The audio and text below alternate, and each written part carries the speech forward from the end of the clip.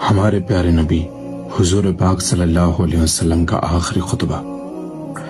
اے لوگوں سنو، مجھے نہیں لگتا کہ میں اگلے سال تمہارے درمیان موجود رہوں گا۔ میری باتوں کو بہت غور سے سنو اور ان کو ان لوگوں تک پہنچاؤ جو یہاں نہیں پہنچ سکے۔ کسی کو تنگ نہ کرو، کسی کا نقصان نہ کرو، تاکہ تم بھی محفوظ رہو۔ یاد رکھو تمہیں اللہ سے ملنا ہے اور اللہ تعالیٰ تم سے تمہارے اعمال کے بارے میں سوال کرے گا۔ اللہ نے سود کو ختم کر دیا ہے، اس لیے آج سے سارا سود ختم کر دو۔ تم عورتوں پر حق رکھتے ہو اور وہ بھی تم پر حق رکھتی ہیں۔ جب وہ اپنے حقوق پورا کر رہی ہیں تو تم بھی ان کی ساری ذمہ داریاں پوری کرو۔ عورتوں کے بارے میں نرمی کا رویہ اختیار کرو، کیونکہ وہ تمہاری شریک حیات اور بے لوث خدمت گزار ہیں۔ ابھی زنا کے قریب مت جانا۔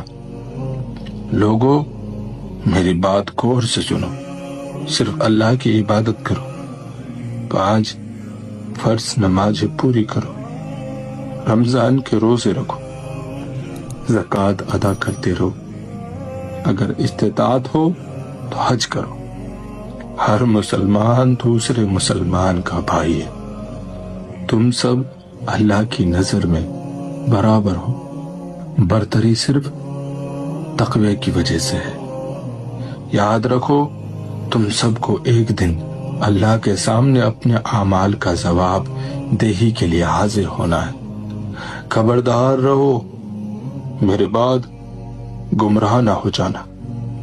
میں تمہارے لیے 2 چیزیں چھوڑ کر جا رہا ہوں، قرآن اور میری سنت۔ اگر تم نے ان کی پیروی یعنی ان پر عمل کیا تو کبھی گمراہ نہیں ہوگے۔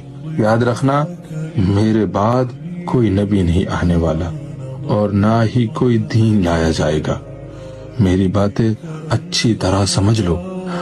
سنو تم لوگ جو موجود ہو، اس بات کو اگلے لوگوں تک پہنچانا اور وہ اس بات کو اگلے لوگوں تک پہنچائیں، اور یہ ممکن ہے کہ بعد والے میری بات کو پہلے والوں سے زیادہ بہتر سمجھ کر عمل کر سکیں۔